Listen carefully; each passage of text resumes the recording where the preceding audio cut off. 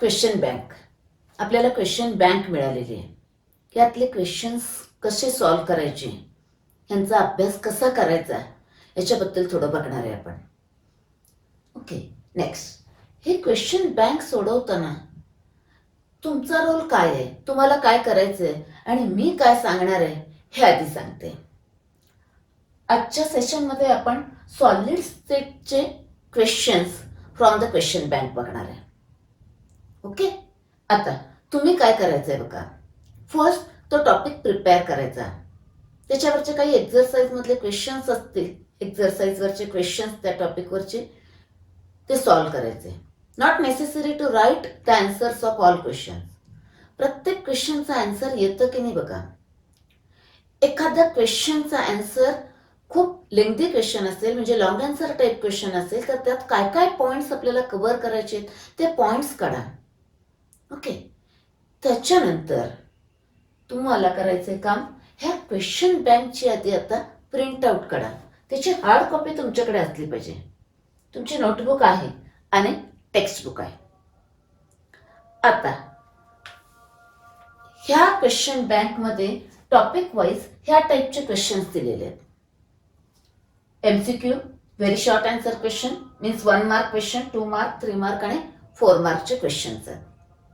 आता मी काय करणार आहे बघा. ऍक्च्युली MCQचे आन्सर ऑलरेडी दिलेले आहेत. तर मी काय करणार आहे, first numerical from all this types of question, हे सगळ्यातले न्यूमरिकल आधी मी सॉल्व करून घेणार आहे. त्याच्यासाठी लागणार आहेत फॉर्म्युले. मी फॉर्म्युलेची लिस्ट देणार, काही ट्रिक्स सांगणार आणि न्यूमरिकल सॉल्व करून घेणार. फर्स्ट पॉइंट, यातले सगळे न्यूमरिकल झाले. त्याच्यानंतर मी very short answer question solve करून घेणार, म्हणजे त्याचा आन्सर एक्झाममध्ये तुम्हाला काय लिहायचंय, कसं लिहायचंय त्याचे सांगणार आहे. म्हणजे हा दुसरा पार्ट सांगणार आहे. म्हणजे हा पार्ट झाला, हा पार्ट झाला आणि यातले सगळ्यातले न्यूमरिकल झाले. तर राहिला पार्ट काय, यातले थेअरी क्वेश्चन. यातल्या काही थेअरी क्वेश्चनचे डायरेक्ट आन्सर टेक्स्ट बुकमध्ये अवेलेबल आहेत. डेरिव्हेशन्स आहेत, ते डेरिव्हेशन्स मी इथं लिहून देणार नाही आणि तुम्ही पण ते डेरिव्हेशनचे व्हिडिओ बघण्यात वेळ घालवू नका. तुमच्याकडे हार्ड कॉपी आहे, टेक्स्ट बुक आहे, ते डेरिव्हेशन लिहून काढायची प्रॅक्टिस करा. ओके, नेक्स्ट न्यूमरिकल सॉल्व करायची प्रॅक्टिस करा. आता हे क्वेश्चन सोडवण्यासाठी तुम्हाला मी काही समरी चार्ट देणार आहे. फॉर एक्झाम्पल पॅकिंग इन सॉलिडचा समरी चार्ट देणार. मग त्या पार्टवर कसे क्वेश्चन विचारतात आणि काय आन्सर लिहायचंय हे सगळं कव्हर होतील पॅकिंग इन सॉलिडवरचे. ओके, आणि तिथे ट्रिक्स पण सांगणार आहे आणि कंपॅरेटिव्ह स्टडी होणार आहे. त्यामुळं फटाफट बऱ्याच क्वेश्चनचे आन्सर मिळणार आहेत. नेक्स्ट डिफेक्ट्सवरचा मी एक समरी चार्ट सांगणार आहे आणि डिफेक्ट्स कसे करायचे, त्यांचा अभ्यास कसा करायचा, त्याच्यावर क्वेश्चन्स कसे आहेत, त्याचे आन्सर्स कसे लिहायचं ते बघणार आहे. म्हणजे ह्या दोन्हीचे मी समरी चार्ट आणि त्याचे क्वेश्चन आन्सर कसे लिहायचे ते सांगणार आहे. आता तुम्ही यातले थेअरी क्वेश्चन्स तुम्ही रीड करा, ते सोडवा. जर त्यात कुठल्याही क्वेश्चनचा तुम्हाला डाऊट असेल, तुम्हाला त्या क्वेश्चनचा आन्सर हवा असेल, तसं कमेंटमध्ये लिहा. ओके, मी त्याचा आन्सर शक्य असेल कमेंटमध्ये देईन, अदरवाईज त्याचा सेपरेट व्हिडिओ करून अपलोड करेन. ओके, म्हणजे आज आपण एवढे पार्ट ह्या टॉपिकचे बघूयात. आपण first formula, density. Density of a substance means density of unit cell. Okay, now density is equal to this n is equal to actual number of atoms per unit cell. For simple cubic 1, BCC 2, FCC 4. Okay, next m is the molar mass of that substance. Next n that is Avogadro's number. तुम्हाला माहिती पाहिजे हा, or maybe now instruction असतात पहिल्या पेजवरती question पेपरमध्ये, तिथं दिलेला असतोय तो वापरायचा. Okay, next A is a age length. See here, unit. Molar mass in gram per mole. It is per mole. Now it is a cm cube. Then this mole cancelled out. Gram per cm cube. Density is a unit. Now for this purpose, always remember this edge length should be in a centimeter. Picometer, angstrom unit, nanometer मध्ये दिली असेल तर convert करायचं. लक्षात ठेवण्यासाठी हा sequence लक्षात ठेवा. Picometer, angstrom unit, nanometer. 10, 8, 7. Okay. Next. Now one more point here. This is the density of the substance, that is density of unit cell. Now density is equal to mass of unit cell divided by volume of unit cell. तर बघा बरं, हा part एवढा. This is mass of unit cell divided by volume of unit cell. A cube, that is volume of unit cell. Okay. Next. Now if this is the mass of unit cell, then this one is mass of one particle. Mass of one particle. This is mass of unit cell divided by volume of unit cell. Okay. Next formula. Relation between edge length and radius of sphere, that is particle. Okay. For simple cubic, a is equal to 2r. आता r याच्यावरून find out करता येईल. Okay. Next. For BCC, a is equal to 4r by √3. He value calculate केली. दिस one r is equal to, हा लक्षात ठेवला की हा येईल. ओके. ही व्हॅल्यू कॅल्क्युलेट केली, हे मिळालं. Next. For FCC, a is equal to this one. Okay. He value calculate केली. √8 एवढा आहे. नेक्स्ट आर, याच्यावरून हा फॉर्म्युला आहे. ही व्हॅल्यू कॅल्क्युलेट केली. दिस वन. Now see here. लक्षात ठेवण्यासाठी बघा, इथे 2r आहे सिंपल क्युबिक साठी. त्याच्यानंतर बघा 2.31 इन्क्रीज झालाय. नेक्स्ट 28. ओके. नेक्स्ट. आता इथे बघा, ह्याच्यात कमी होणार ना, 0.5. ओके. 0.433 and here 0.35. लक्षात ठेवा. Okay. Now you know this formula. In addition to this formula, for metallic crystal, one more formula. See here. कसं लक्षात ठेवायचं बघा. Here m is a molar mass, that is 1 mole. This much gram contain Avogadro's number of particle. Okay. Then suppose x gram of metal contain how many number of particles. Okay. इथं मी number of particles just लक्षात ठेवण्यासाठी NP symbol वापरलाय. Okay. That is this much gram contain this much particle, then x gram contain how many particle. Okay.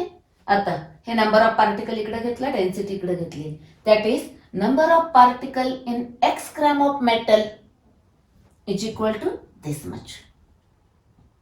आता एका unit cell मध्ये n number of particle असतात. Okay. म्हणजे काय करायला लागेल आता आपल्याला, number of unit cell find out करायचे असतील तर divided by n. Therefore number of unit cell in x gram of metal is equal to this much. n cancel झालं. ओके. आता this is suppose mass of metal is given. आपण find out करू शकतोय. If x gram of metal, number of unit sale एवढे, number of particle काढायचे असतील तर it is multiplied by n. Okay. Now next. Now suppose if the volume of metal is given, in that suppose v volume of metal, in that how many number of particles. बघा, a cube, that is volume of one unit cell. This much volume contain n number of particle. आता suppose v volume of metal contain how many particles? Cross multiplication. Therefore, number of particles in v volume of metal is equal to nv divided by a cube. आता number of particles मिळाले, number of unit cell find out करायचं असेल तर divided by n एवढे येतील. That is number of unit cell in v volume of metal this much. हे कसं आलं बघा, लक्षात ठेवण्यासाठी.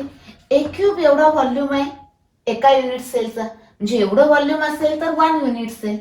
देन व्ही व्हॉल्यूम मध्ये how many unit cell, cross multiplication. ना तिचा number of unit cell in V volume of metal. आणि तुम्हाला नंबर ऑफ पार्टिकल्स काढायचे असतील तर फक्त त्याला एन ने मल्टिप्लाय करायचं. ओके. आता formula of the compound find out करायचं असेल तर बघा 2 पॉइंट लक्षात ठेवायचे. कॉर्नरला ॲटम असेल त्याचं कॉन्ट्रीब्युशन 1. हे माहिती आहे तुम्हाला, जस्ट रिवाइज करते. बॉडी सेंटरला असेल तो त्याचाच असतो 1 आणि फेस सेंटरला असेल तर हाफ कॉन्ट्रीब्युशन म्हणून टोटल होते 3. ओके. त्याच्यावरून आपल्याला फॉर्म्युला काढता येईल ह्या इन्फॉर्मेशनवर. नेक्स्ट अजून एक. If number of close pack spheres are n, octahedral voids तेवढेच n, पण टेट्राहेड्रल वर्ड त्याच्या double, that is 2n. This is for SCP, CCP म्हणजे FCC साठी. ओके. आता एवढे सगळे फॉर्म्युले दिलेत ते सगळे एकदा नोट डाऊन करा आणि आता आपण न्यूमरिकल सॉल्व करूया. मी हा माझा एक वे सांगितलाय, आपण असं घेणार आहे म्हणून. पहिलाच क्वेश्चन बँकचा हा पहिलाच टॉपिक करतोय आपण. तुम्हाला काही सजेशन असतील, काही मॉडिफिकेशन असतील, काही डिलिशन असतील, काही ॲडिशन असतील तर तुम्ही मला सांगा, तसं पुढच्या टॉपिकचा क्वेश्चन बँक वेगळ्या पद्धतीनं करूया. ओके. MCQ न्यूमरिकल आहे. A compound is made up of X and Y. Okay, crystallizes in BCC structure. Atoms of X are present at the corner. Corner ला असेल की 1. Okay. Next, atoms of Y are present at the center of the cube.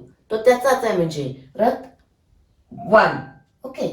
The formula of the compound is X किती आहे 1, Y किती आहे 1, पण 1 1 लिहित नाही म्हणजे फॉर्म्युला काय होईल XY. Option XY. Okay. Next MCQ, sodium crystallizes in BCC structure. Okay, if edge length is this one, then the radius of sodium atom is. Edge length दिली आहे, radius find out करायला सांगितले. BCC साठी तुम्ही हा formula वापरा, हा म्हणजेच हा. Use this or this, value substitute करा आणि ओरली कॅल्क्युलेशन घेताय. लॉग टेबल वापरायची गरज नाही. अप्रॉक्सिमेट आन्सर काढा. Now see this one, this into this approximately काय येणार आहे 1.6 पेक्षा थोडीशी मोठी येणार आहे. Find out that answer here. Okay. समजा तुम्हाला असं वाटत असेल की ओरली नीट नाही, कॉन्फिडन्स नसेल, लॉग टेबल वापरा, लॉगने कॅल्क्युलेशन करा, फाइंड आउटचा आन्सर करेक्ट आणि मग शोधा. ओके. आता व्हेरी शॉर्ट आन्सर क्वेश्चन घेऊया. सगळे क्वेश्चन घेते मी व्हेरी शॉर्ट आन्सरचे. Okay. Write the effect on density of a substance in the Frenkel defect विचारले. फ्रँकेल डिफेक्ट मध्ये डेन्सिटी बदलत नाही. Okay. Density of a substance remain unchanged, महत्वाचे आहे in the Frenkel defect. Okay. Next, name the Bravais lattices in the triclinic system. Triclinic system विचारले तर लक्षात ठेवण्यासाठी सांगते. 7 सिस्टीम आहेत, क्रिस्टल सिस्टीम अशा बोटांवर लक्षात ठेवा. क्युबिक, टेट्रागोनल, ऑर्थोरॉम्बिक, 1 म्हणतो ना आपण, मोनोक्लिनिक, ट्रायक्लिनिक, 6 आहे हेक्सागोनल आणि रॉम्बोहेड्रल. त्यातल्या शेवटच्या 3 आहेत या, त्यांना एक एकच ब्राव्हास लॅटिस आहेत. सिंपल म्हणजेच प्रिमेटिव्ह.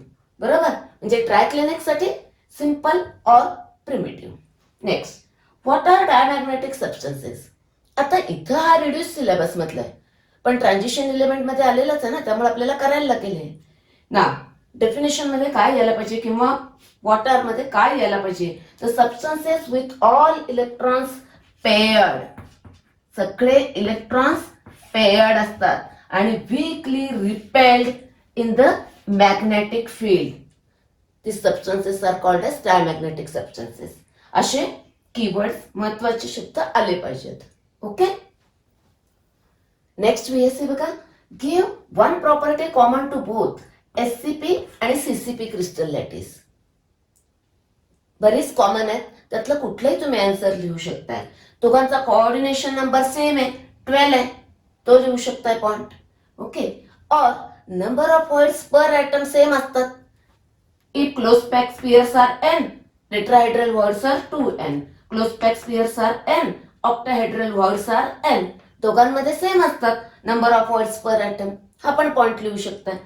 किंवा तुम्ही अजून लिहू शकताय पॅकिंग इफिशियन्सी दोघांची सेम आहे, 74% आहे तो लिहू शकता.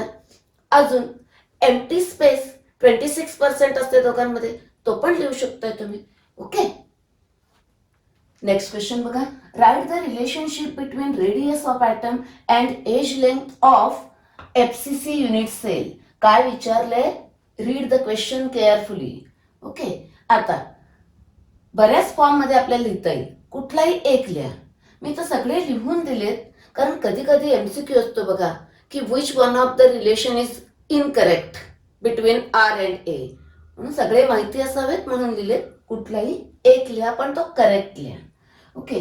Draw the diagram of BCC unit cell. BCC body centred cubic unit cell. इथं डायग्राम पेन्सिलने काढायची आणि प्रिकॉशन बघा, ह्या सगळ्या साईड सेम पाहिजेत. क्यूब आहे हा, cubic unit cell. Okay.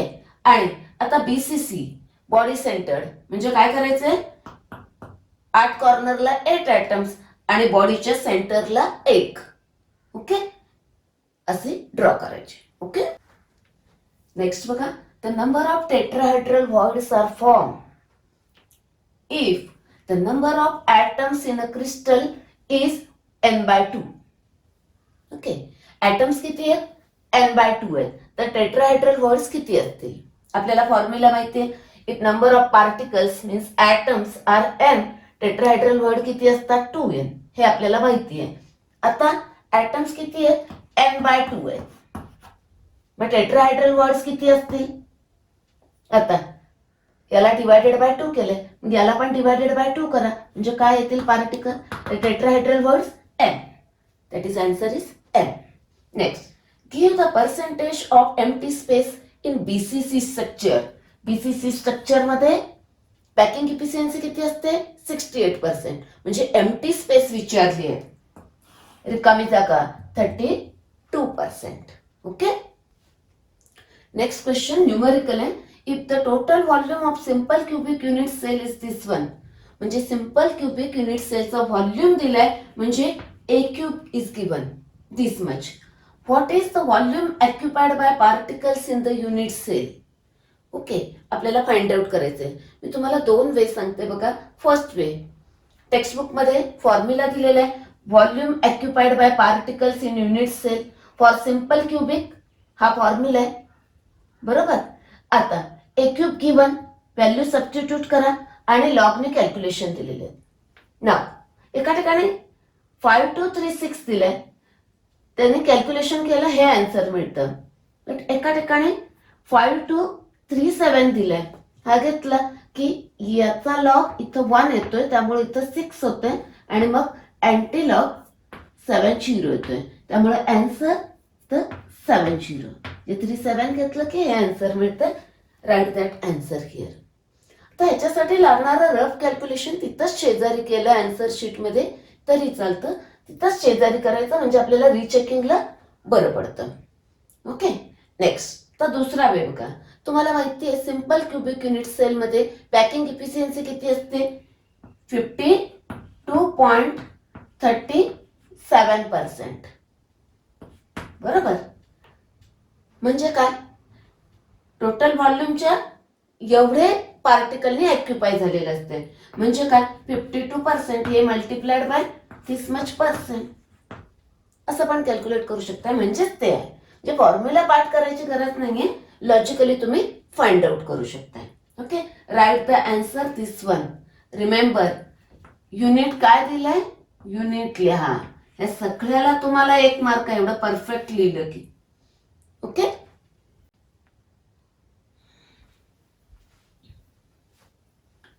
Next question. The number of octahedral voids are formed in 0.5 mole of compound forming SCP structure. आता पटकन लॉजिकली कसं सोडवायचं ते मी सांगते आधी बघा. ऑक्टाहेड्रल व्हॉइड्स विचारले.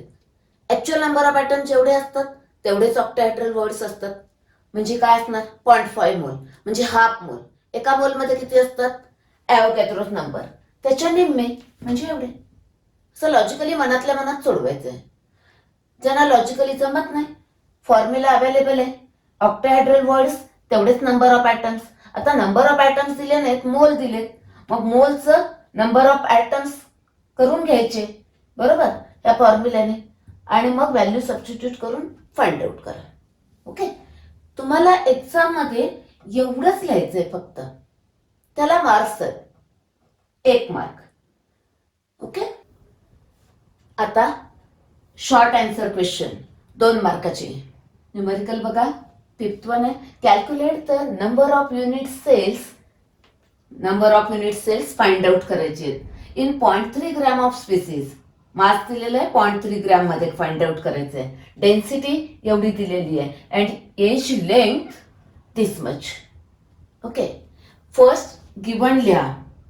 गिव्हनला मार्क्स नाही आहेत पण तिथे सगळे युनिट चेक करायचे रिक्वायर्ड युनिट मध्ये आहेत की नाही. येस, ग्रॅम आहे, gram per CM cube CM आहे बरोबर. आता फॉर्म्युला, करेक्ट फॉर्म्युला लिहायचा, ह्या स्टेपला मार्क आहेत.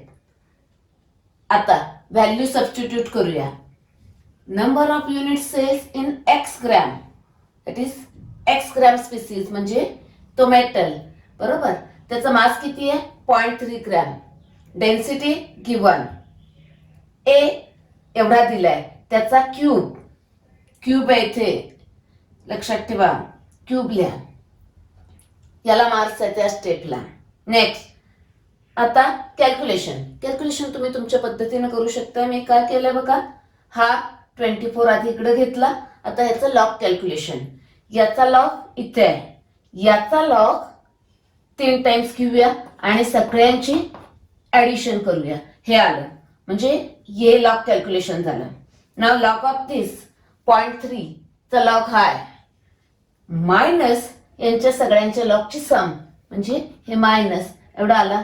अँटी लॉग हा आला. आता हे इथं लिहिलं म्हणजे हे कॅल्क्युलेशन इथं लिहिलं. Now into this find out the answer. काय फाइंड आउट करायला सांगितलं, number of unit cell is equal to this. याला मार्क्स आहेत. ओके, सिस्टमॅटिक लिहा. Okay, next, a compound crystallizes in BCC structure. What is unit cell edge length. Edge length find out करायची आहे. If diameter is 120 picometer. Okay, आता ॲटमचा diameter दिलाय म्हणजे sphere येतो. डायमीटर वरून आपल्याला रेडियस फाइंड आउट करता येईल. Divided by 2 that is radius मिळाला. ओके, ना you can use this or this formula. कुठलाही फॉर्म्युला वापरून कॅल्क्युलेशन करा, आन्सर तेवढंच मिळणार आहे. कुठलीही अल्टरनेटिव्ह मेथड चालते न्यूमेरिकल सॉल्व्ह करण्यासाठी. Okay, now correct formula half mark. आता व्हॅल्यू सबस्टिट्यूट करा हाफ मार्क आणि कॅल्क्युलेट करून answer with unit half plus half हा वापरा. व्हॅल्यू सबस्टिट्यूट करा, इथं ओरली कॅल्क्युलेशन करायचे आणि आन्सर विथ युनिट लिहा. Okay, next numerical short answer type 2 3 मार्कचे न्यूमेरिकल. आता a substance crystallizes in FCC structure. FCC structure therefore n is equal to 4 given मध्ये असं लिहा आधी. The unit cell edge length is, edge length दिलेली आहे ती पिकोमीटर मध्ये. First convert that into centimeter म्हणजे याला मल्टिप्लाय करायचं 10⁻⁻10. इथे ट्रिक लक्षात ठेवा. आता हे 10⁻⁸ फॉर्म मध्ये आणायचं म्हणजे पुढचे कॅल्क्युलेशन इझी होतात. मी सांगते तुम्हाला. ओके, म्हणजे डेसिमल पॉइंट इकडे 2 घरं सरकूया. Therefore it is this into 10⁻⁸ centimeter मध्ये झाला. Next, calculate the molar mass of the substance. Molar mass find out करायचे if its density is this one. Okay, first write the correct formula लिहिला. Next molar mass find out करायचंय, rearrange केला. Now substitute the value substitute करायची. तर बघा density दिली आहे, एवोगॅड्रोस number instruction मध्ये दिला असेल, otherwise you should know this one. ही टाका. नंतर ए दिलाय, ए दिलेला आहे, आपण ह्या फॉर्म मध्ये कन्वर्ट केलाय तो ए चा क्यूब. आता इथे बघा, इथे 23 ऑलवेज असणार आहे एवोगॅड्रोस नंबर मधला आणि तर -8 चा क्यूब दॅट इज -24. मग ते कॅन्सल करायला सोपं जातं म्हणून ह्या फॉर्म मध्ये आणायचं. वन मोर पॉइंट, समजा हे 367.8चा क्यूब खूप मोठी व्हॅल्यू येते, कॅल्क्युलेशन खूप किचकट होतात, म्हणून असं केलेलं आहे. ओके, नेक्स्ट आता हे 23 आणि -24 राहिला -1, म्हणून मी काय केलं, याचा डेसिमल एक डिजिट इकडे सरकून घेतला, याच्यावरून हे आलं. नाव कॅल्क्युलेशन लॉग ऑफ 30 आणि याचा लॉग 3 टाइम्स, सगळ्यांची ऍडिशन केली, हे मिळालं -log of 4. अँटी लॉग बघा, हे आन्सर मिळालं. नाव फायनली मोलर मास आन्सर लिहिलं, ग्रॅम पर मोल युनिट लिहायचंय, त्याला मार्क्स आहेत. ओके, आणि एक पॉइंट लक्षात ठेवा, जेव्हा क्वेश्चन पेपर मधून आपण व्हॅल्यू नोट डाऊन करतोय आन्सर शीट मध्ये, तेव्हा एकदा रिचेक करा की मी व्हॅल्यू बरोबर कॉपी केलेले आहेत ना. ओके, नेक्स्ट 3 मार्कचा numerical. The unit cell of sodium is BCC. Structure BCC आहे, therefore N is equal to 2. Its density this much. What is the radius of sodium atom? Radius find out करायचं आहे आपल्याला. If the molar mass of sodium is this much. Molar mass दिलेलं आहे. आता आधी given लिहिले, unit check करून घ्या. येस, डेन्सिटी दिलेली आहे रिक्वायर्ड युनिट मध्ये, मोलर मास गिव्हन. नेक्स्ट, आता मला जर रेडियस फाइंड आउट करायचं असेल तर एज लेंथ हवी, मग हा फॉर्म्युला वापरायला लागेल एज लेंथ आधी काढायला. ओके, नेक्स्ट आता ए क्यूब आधी फाइंड आउट करूया. ए क्यूब इकडे घेतला, हे नाव सबस्टिट्यूट द व्हॅल्यू, एन च्या व्हॅल्यू टाकल्या, मोलर मास टाकला, एव्होगॅड्रोस नंबर, डेन्सिटी. आता इथे बघा, हा मी काय केला, 10⁻⁻23. नाव कॅल्क्युलेशन ऑफ दिस, याचा लॉग प्लस याचा लॉग इथे आहे, याचा लॉग मायनस यांच्या लॉगची ही सम केली, ऍडिशन केलेली तर, आणि अँटी लॉग बघितला, आन्सर हे मिळालं. आता ए क्यूब मिळाला, मला आता ए फाइंड आउट करायचं, एज लेंथ ए, म्हणजे याचा क्यूब रूट बघायला लागेल. मग याचा क्यूब रूट करताना ही जर -23 आहे, त्याला अशामध्ये कन्वर्ट करायचं की डिव्हिजिबल बाय 3 मध्ये येईल, असं कन्वर्ट करायचं. मग आपण त्याचं 24 करूया, मग 20 म्हणजे -24 करूया. -24 करायला काय करायला लागेल, डेसिमल पॉइंट इकडे सरकवायला लागेल, therefore this one. नाव आता क्यूब रूट ए हे आलं, याचा क्यूब रूट काय येईल, 10⁻⁻8. आणि याचा आता क्यूब रूट कसा केलाय बघा, याचा लॉग बघायचा, इथे डिवायडेड बाय 3 आणि मग अँटी लॉग बघा, हे डिवायडेड बाय 3 करून हे आलं, अँटी लॉग हा आहे, हे आन्सर मिळाला. म्हणजे ए क्यूब हा होता, ए मिळाला हा.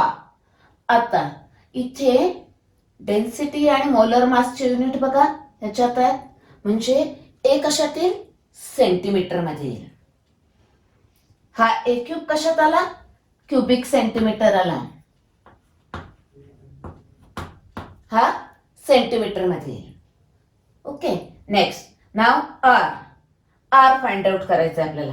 आर फाइंड आउट करायला तुमच्याकडे 2 फॉर्म्युले आहेत, हा सोपा जातोय त्यामुळे हा घ्यायचा.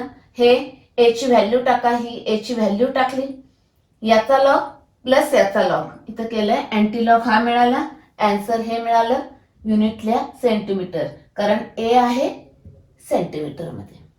ओके, आर मिळाला आपल्याला सेंटीमीटर मध्ये. हे दोन्ही सगळ्या स्टेप्सना चे मार्क्स असतात. तुम्ही कॅल्क्युलेशन तुमच्या पद्धतीने करा, पण स्टेप्स लिहा सगळ्या. ओके, नेक्स्ट लॉग कॅल्क्युलेशन इथं साईडला करा, म्हणजे तुम्हाला रिचेकिंगला बरं पडतं. ओके, आता एक आपण समरी चार्ट बघणार आहे, packing of particle in crystal lattice. हा समरी चार्ट समजला आणि हा केला की बरेच MCQ very short answer question 2 mark 3 mark 4 मार्कचे याच्यावरचे सगळे क्वेश्चन तुम्हाला पटापट लिहिता येतील.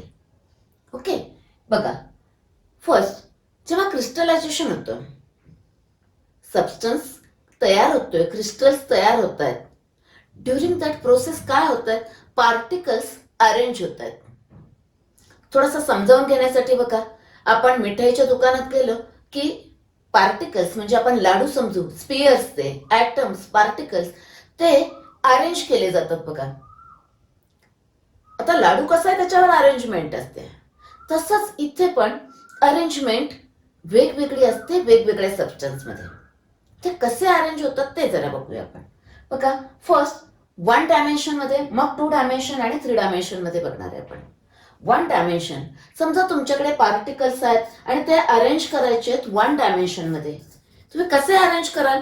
हे पार्टिकल्स असा एकच वे आहे 1 डायमेन्शन मध्ये, बरोबर. आता एक particle surrounded bye 2 other particles, म्हणजे कोऑर्डिनेशन नंबर काय झाला बघा, 2 झाला. ओके, हा एक पार्टिकल आणि हा एक particle surrounded by this particle.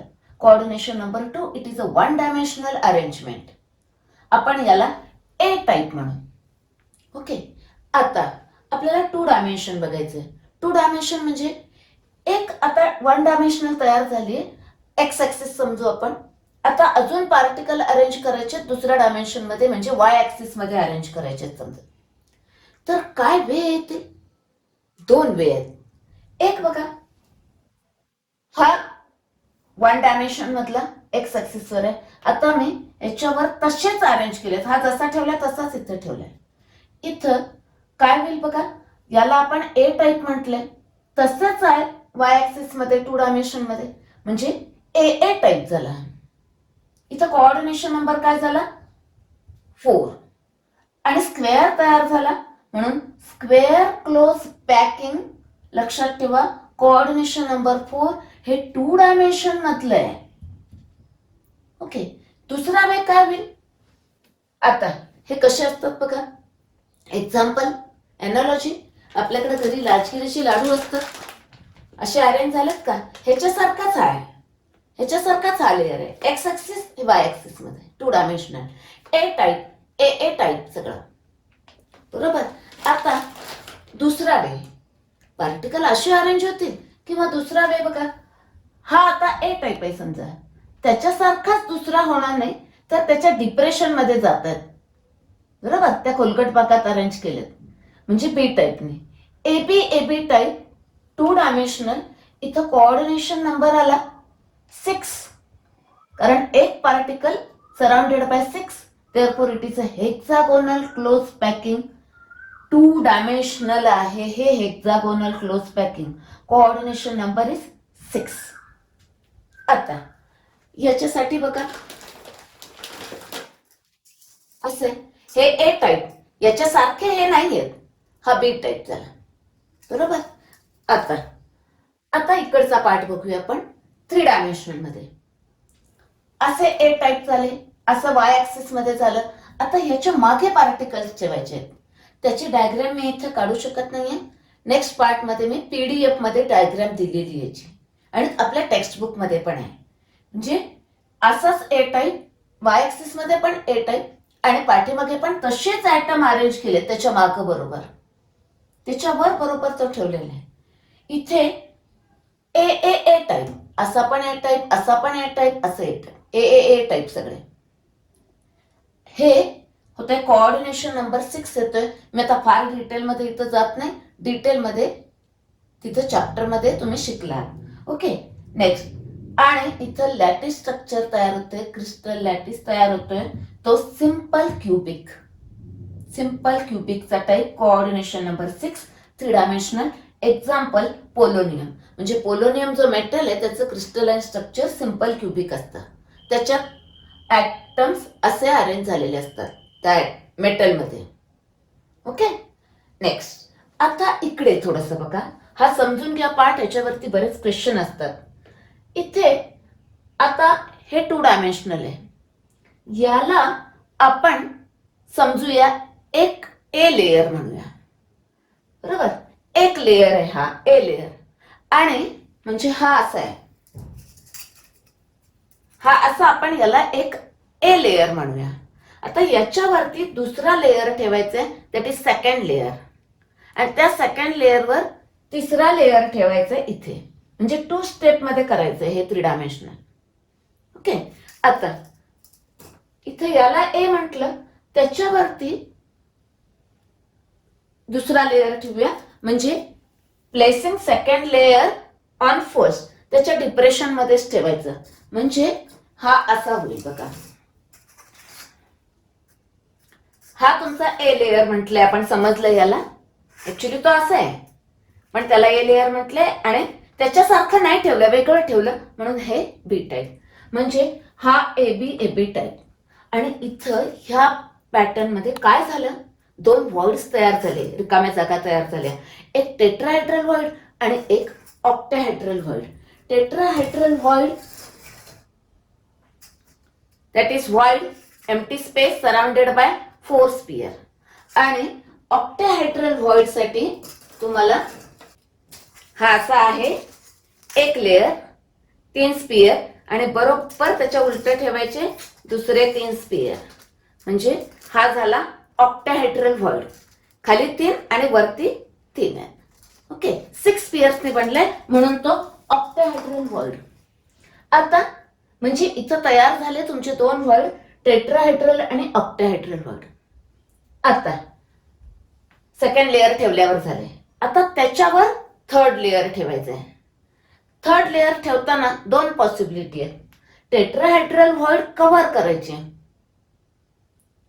की काय तयार होईल, म्हणजे आपण कव्हर करतोय म्हणजे तिसरा लेअर ठेवतोय पहिल्या लेअर सारखा, म्हणून पहिला लेअर ए टाईप, मग बी टाईप, मग परत ए बी असे लेयर्स होतात. आणि हे जे तयार होते ते हेक्सागोनल क्लोज पॅक 3 डायमेन्शनल. त्याचा कोऑर्डिनेशन नंबर आहे 12. एक्झाम्पल आहेत मॅग्नेशियम आणि झिंक, असं स्ट्रक्चर असतं त्यांचं, हेक्सागोनल क्लोज पॅक असतं. आणि दुसरा वे, ह्याच्यावरती आपण तिसरा लेअर जेव्हा ठेवतोय, ऑक्टाहेड्रल व्हॉइड कव्हर करायचे. ऑक्टाहेड्रल व्हॉइड जिथं तयार झाले ते कव्हर करायचे. ओके, नेक्स्ट म्हणजे काय होईल, पहिला ए लेअर, दुसरा बी लेअर आणि ऑक्टाहेड्रल व्हॉइड कव्हर करतोय. म्हणजे आपण पहिल्यासारखं पण नाही दुसऱ्यासारखं पण नाही, तिसरा वे करतोय, दॅट इज सी. एबीसी असते. म्हणजे याच्यामध्ये कोऑर्डिनेशन नंबर 12 आहे, इथं पण 12 आहे. हे सीसीपी किंवा एफसीसी सारखं स्ट्रक्चर तयार होते. एक्झाम्पल आहेत कॉपर आणि सिल्वर. ओके, आता याचा आपल्याकडं एक स्ट्रक्चर आहे बघा. इथं ए बी आणि मग परत याच्यासारखा हा झाला, म्हणजे ए बी असं. ओके, नेक्स्ट आता इथे बघा, इथे तिसरा लेअर परत पहिल्यासारखं आहे आणि इथं चौथा लेअर पहिल्यासारखं आहे, बरोबर. आता ह्याच्यावरचे क्वेश्चन्स, बरेच क्वेश्चन आहेत, एक्झरसाइज मध्ये आहेत, क्वेश्चन बँक मध्ये आहेत. बघा, तुम्हाला बरेच एमसीक्यू व्हेरी शॉर्ट याच्यावरून सॉल्व्ह करता येतील. आता long answer question, simple cubic in 1 dimension, 2 dimension आणि 3 डायमेन्शन मध्ये कसे तयार होतात, म्हणजे हा पार्ट तुमचा आन्सर लिहायचा आहे सिंपल क्यूबिक तयार करताना. ओके, दुसरा long answer question, hexagonal close packing 1 dimension, 2 dimension आणि 3 डायमेन्शन मध्ये कसं तयार होतंय, क्वेश्चन बँक मधला क्वेश्चन आहे. ओके, इथली डायग्राम आपल्याला येणार नाही, फक्त आपण इथे एक्सप्लेनेशन लिहायचं. ओके, 1 डायमेन्शन, 2 डायमेन्शन काढायचं आणि 3 डायमेन्शन मध्ये डायग्राम आपल्याला ड्रॉ नाही करता येणार. नेक्स्ट एफसीसी कसा तयार होईल, 1 डायमेन्शन, 2 डायमेन्शनल आणि 3 डायमेन्शनलचं एक्सप्लेनेशन. बरेच एमसीक्यू येतील की हेक्सागोनल क्लोज पॅक 2 डायमेन्शन मध्ये कोऑर्डिनेशन नंबर काय, 3 डायमेन्शन मध्ये कोऑर्डिनेशन नंबर काय, टेट्राहेड्रल व्हॉइड म्हणजे काय, त्याची डायग्राम वगैरे बरेच क्वेश्चन्स असतील. ओके,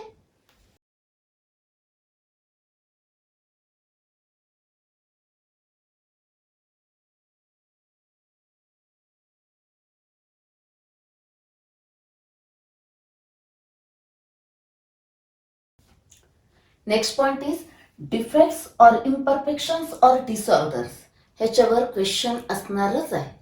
ओके, आता जस्ट मी तुम्हाला समरी सांगते, ह्याच्यावर कसे क्वेश्चन विचारणार आहेत, याचा अभ्यास कसा करायचा आहे आणि काय आन्सर लिहायचंय, एवढा पार्ट बघूया आपण.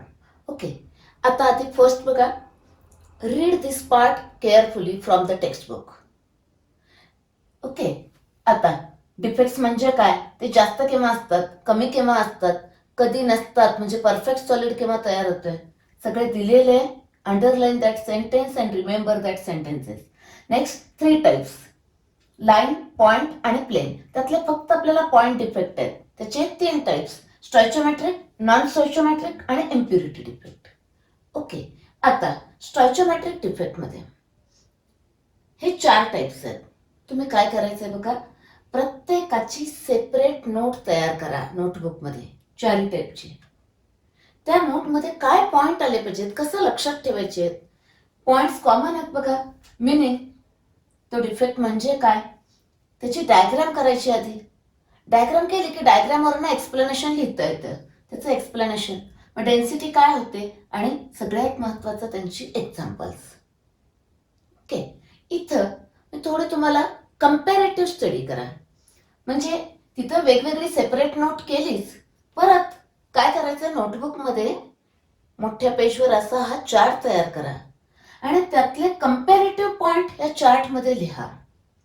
तर फॉर एक्झाम्पल इथं बघा, हे दोन्ही डिफेक्ट आयोनिक सॉलिडसाठी आहेत, हे आणि हे. पण इथे पण वेकन्सी क्रिएट होते, इथं पण वेकन्सी क्रिएट होते. हे दोन्ही सेम आहेत आणि हे दोन सिमिलर आहेत. ओके, अजून इथं दोघांच्यात वेकन्सी क्रिएट होणार आहे, म्हणजे दोघांच्यात डेन्सिटी कमी होणार आहे. हे डेन्सिटी चेंज होत नाही, आहे तशी राहते, आणि याच्यात डेन्सिटी इन्क्रीज होते. असं थोडा कंपॅरेटिव्ह स्टडी करा. आपण सेपरेट नोट केलेलीच आहे, पण त्याच्यामध्ये थोडासा कंपॅरेटिव्ह स्टडी करून ते पॉइंट इथं लिहा. आता हा डिफेक्ट म्हणजे आपल्याला व्हेरी शॉर्ट आन्सर किंवा एमसीक्यू सोडवायला त्याची मदत होते. स्कॉटकी डिफेक्टचे एक्झाम्पल्स काय आहेत, NaCl, KCl म्हणजे फर्स्ट ग्रुपचे आहेत, आणि AgBr. तर ह्यात कुठले आहेत, ह्यातला AgBr आहेच.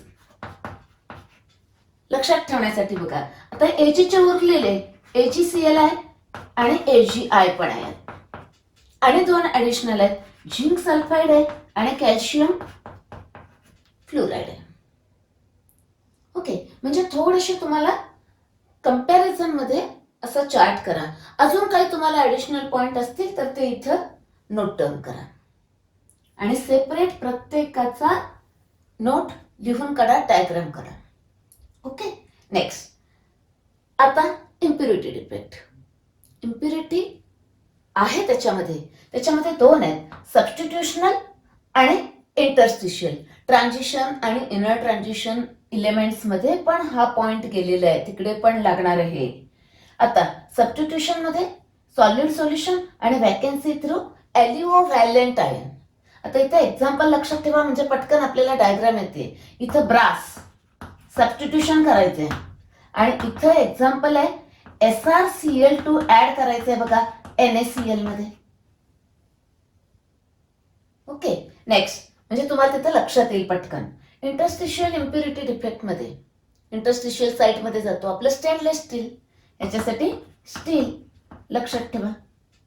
Okay, next non stoichiometric. आता इथं स्टॉइचोमेट्रिक डिफेक्ट म्हणजे काय, नॉन स्टॉइचोमेट्रिक डिफेक्ट म्हणजे काय, स्टॉइचोमेट्री म्हणजे काय, नॉन स्टॉइचोमेट्री म्हणजे काय. ओके, ह्याच्यात मेन 2 टाइप्स, मेटलची डेफिशियन्सी आणि मेटल जास्तीचे, म्हणजे मेटल कमी आणि मेटल जास्त. मेटल जास्त असणाऱ्यांमध्ये 2 आहेत. आता मेटल जास्त आहे तो कसा असणार आहे जास्त, एकतर मेटल ऍटम जास्त असेल किंवा मेटल कॅटायन जास्त असेल. इथे एक्झाम्पल बघा, झिंकचं घ्या, झिंक ऑक्साईडचं आहे आणि इथे पण झिंक ऑक्साईडच आहे एक्झाम्पल, बरोबर. म्हणजे इथे पण इथं हीट केल्यावर तो Zn+2 कॅटायन असतोय, त्यामुळे ते डिफरन्स आहे. इथं झिंक ऍटम असतो आणि इथं Zn+2 कॅटायन असतो. पुढे आता मेटल एक्सेसच आहे, मेटल जास्त असणार आहे याच्यामुळं, किंवा एनायन कमी असलं तरी मेटल जास्त होईल ना, म्हणून बाय एनायन व्हॅकन्सीज. इथं F सेंटर म्हणजे कलर असतात ते, ह्याच्यासाठी एक्झाम्पल आहे बघा, इथं NaCl Na च्या व्हेपर मध्ये, आणि मग ते सेंटरला असं सेंटर तयार होतात आणि कलर्ड असतो का. इथं गिव्ह रिझन पण विचारतील की इथं झिंक ऑक्साईड का येलो कलर होतो किंवा हा का कलर्ड असतो, असे गिव्ह रिझन विचारतील. इथे बघा अजून एक पॉइंट, नॉन स्टॉइचोमेट्रिक मध्ये स्टॉइचोमेट्री असणार नाही, मेटल डेफिशियन्सी म्हणजे मेटल कमी आहे. इथं निकेल ऑक्साईडचं आहे बघा एक्झाम्पल. मग मेटल कमी कमी घ्यायचं, 1 पेक्षा कमी, ते 3 आहेत बघा असे, म्हणून 97 झालं. आणि ऑक्साईड 1. इथं मेटल एक्सेस मध्ये मेटल जास्त होणार आहे, त्यामुळे फॉर्म्युला स्टॉइचियोमेट्रिक नाही. इथं काय होणार आहे याच्यामध्ये Zn 1+x आणि O, म्हणजे मेटल जास्त आहे इथे, इथं मेटल कमी आहे, इथे पण मेटल जास्त आहे, त्यामुळे फॉर्म्युला काय लिहिलं तर Na1+xCl. बरोबर. असं तुम्ही काय करा, आधी मोठा चार्ट बनवा आणि एक एक नोट वाचायची, त्यातले काय मेन पॉइंट आहेत ते इथं ऍड करत जायचं, लिहित जायचं. अशी तुमची मोठा चार्ट तयार होईल आणि तुम्ही लिहिल्यामुळं तो परफेक्ट लक्षात राहील. आणि शिवाय प्रत्येक डिफेक्टची वेगळी नोट तयार करा, किंवा रिझन करा. ओके, अशा पद्धतीनं. आणि आता मी नेक्स्ट हॅलोजन डेरिव्हेटिव्ह टॉपिकचा क्वेश्चन बँकचे सॉल्व्ह करूनचा व्हिडिओ करते.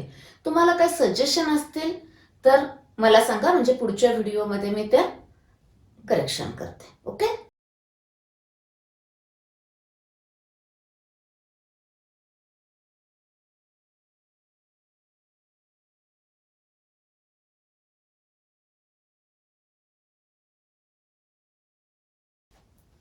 आता सगळ्यात महत्वाचं, ह्या चार्टवरून तुम्ही बऱ्याच क्वेश्चनची आन्सर आता लिहू शकताय.